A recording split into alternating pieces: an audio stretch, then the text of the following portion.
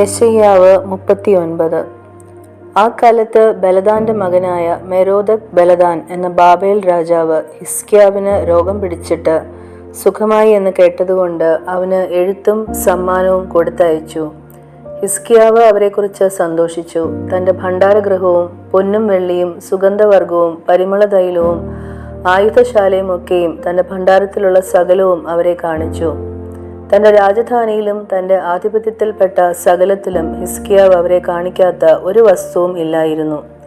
അപ്പോൾ യെശയ്യാ പ്രവാചകൻ ഹിസ്കിയാ രാജാവിൻ്റെ അടുക്കൽ വന്ന് അവനോട്, ഈ പുരുഷന്മാർ എന്തു പറഞ്ഞു? അവർ എവിടെ നിന്ന് നിന്റെ അടുക്കൽ വന്നു എന്ന് ചോദിച്ചതിന് ഹിസ്കിയാവ്, അവരൊരു ദൂരദേശത്ത് നിന്ന്, ബാബേലിൽ നിന്ന് തന്നെ എൻ്റെ അടുക്കൽ വന്നിരിക്കുന്നുവെന്ന് പറഞ്ഞു.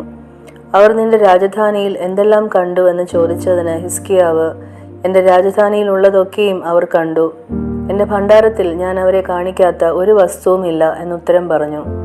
അപ്പോൾ യെശയ്യാവ് ഹിസ്കിയാവിനോട് പറഞ്ഞത്, സൈന്യങ്ങളുടെ യഹോവയുടെ വചനം കേട്ടുകൊള്ളുക. നിന്റെ രാജധാനിയിൽ ഉള്ളതൊക്കെയും നിന്റെ പിതാക്കന്മാർ ഇന്ന് വരെ ശേഖരിച്ചു വെച്ചിട്ടുള്ളതും ഒട്ടൊഴിയാതെ ബാബേലിലേക്ക് എടുത്തുകൊണ്ടു പോകുന്ന കാലം വരുന്നു. നീ ജനിപ്പിച്ചവരായി നിന്നിൽ നിന്ന് ഉത്ഭവിക്കുന്ന നിന്റെ പുത്രന്മാരിലും ചിലരെ അവർ കൊണ്ടുപോകും. അവർ ബാബേൽ രാജാവിൻ്റെ രാജധാനിയിൽ ഷണ്ഡന്മാരായിരിക്കും എന്ന് യഹോവ അരുളി ചെയ്യുന്നു.